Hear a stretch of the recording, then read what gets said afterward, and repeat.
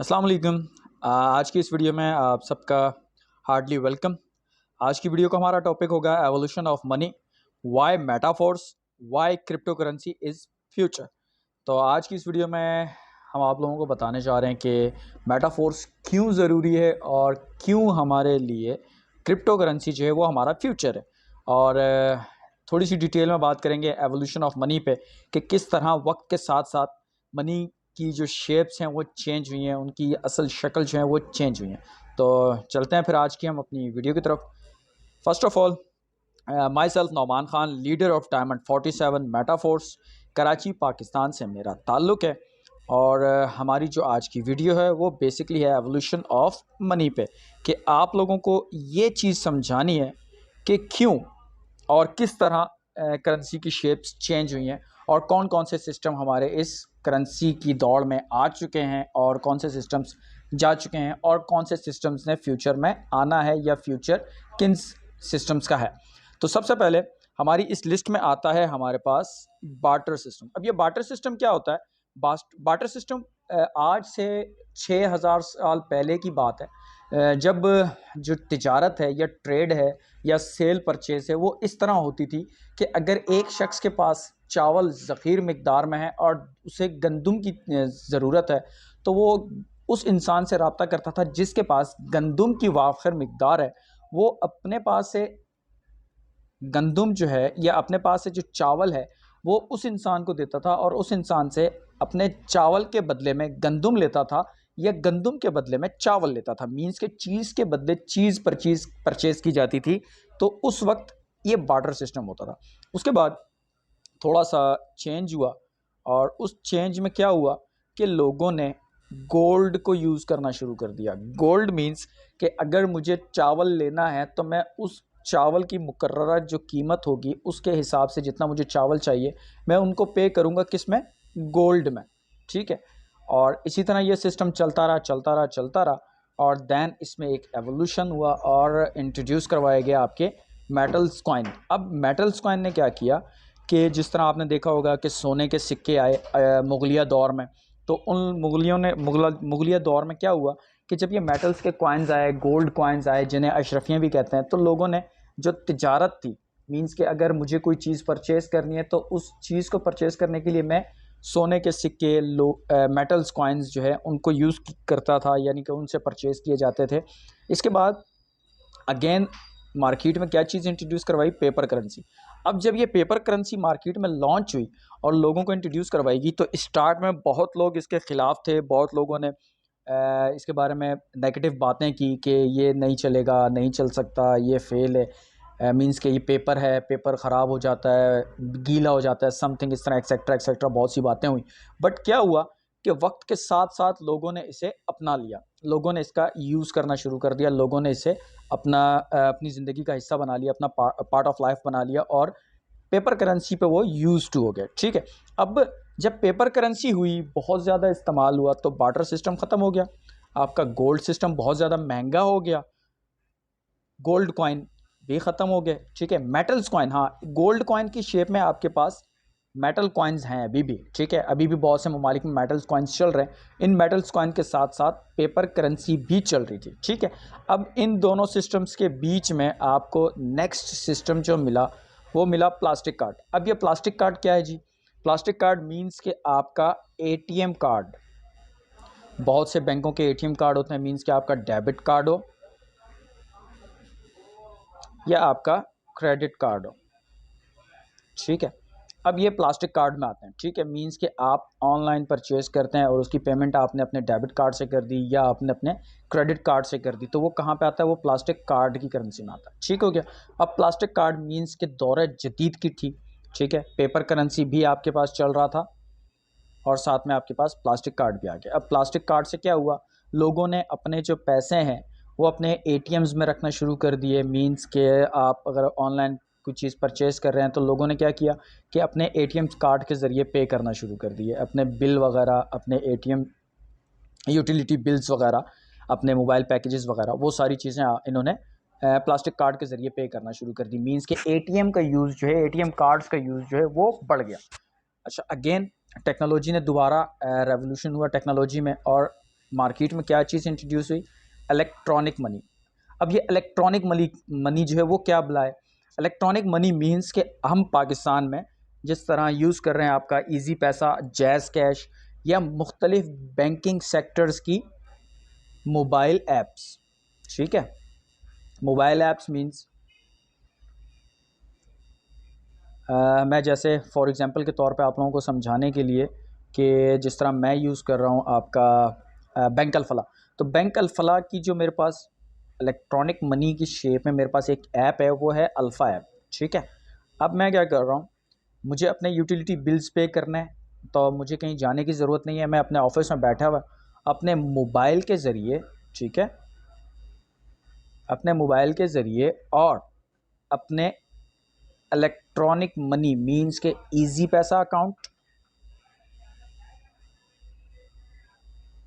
ठीक है, इजी पैसा अकाउंट के ज़रिए या फिर जैज़ कैश के ज़रिए, वो आपका किसी भी शेप में हो, इलेक्ट्रॉनिक मनी मीन्स के इलेक्ट्रॉनिक ऐप कोई भी आपका, जैज़ कैश के ज़रिए या फिर मुख्तलिफ बैंक्स के जो ऐप्स हैं, ठीक है, जो ऑनलाइन ऐप्स यूज़ होते हैं उनके ज़रिए, ठीक है।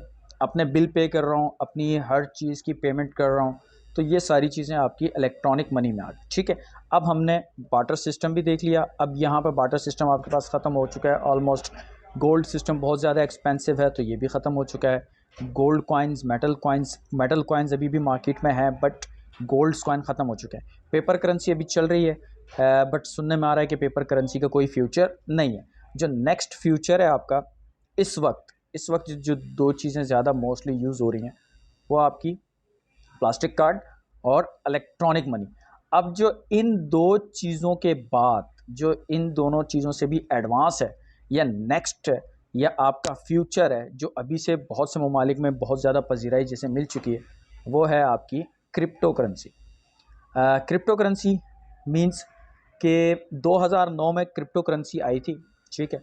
लोगों ने बहुत सारी इसके बारे में बातें की कि ये लीगल नहीं है, और यहाँ तक कि अभी तक 2023 में भी हम पाकिस्तानियों को अभी तक ये कंफर्म नहीं है कि ये पाकिस्तान में लीगल है और नहीं लीगल, ठीक है। हम पाकिस्तानी अभी तक इसी बहस में लगे पड़े हैं, और दुनिया कहाँ से कहाँ चलेगी क्रिप्टो करेंसी में। अब क्रिप्टो करेंसी क्यों फ्यूचर है, थोड़ी सी डिटेल क्रिप्टो करेंसी की मैं अगर आप लोगों को देना चाहूँ, अगर आपका कोई भाई दुबई में, और वो दुबई से आपको 10 लाख रुपए भेजना चाहता है, ठीक है, उसने 10 लाख रुपए आपको दुबई से भेजने हैं, तो वो कैसे भेजेगा? वो आपको भेजेगा बैंक के ज़रिए, ठीक है। अगर आपके पास क्रिप्टो करेंसी का यूज़ नहीं है, आप क्रिप्टो करेंसी को नहीं समझते, तो आपको बैंक के ज़रिए वो पेमेंट करेगा। अब जब वो बैंक के ज़रिए पेमेंट करेगा, तो 10 लाख रुपए पे कम जो बैंक है वो आपको फ़ीस डिटेक्ट करेगा, और अच्छी खासी फ़ीस डिटेक्ट करेगा, एक। और सेकंड चीज़, वो आपको हाथ के हाथ पेमेंट नहीं करेगा, वो आपको 2 से 3 दिन का टाइम देगा कि इस टाइम के बाद आपकी ट्रांजैक्शन दुबई से पाकिस्तान में हो जाएगी, ठीक है।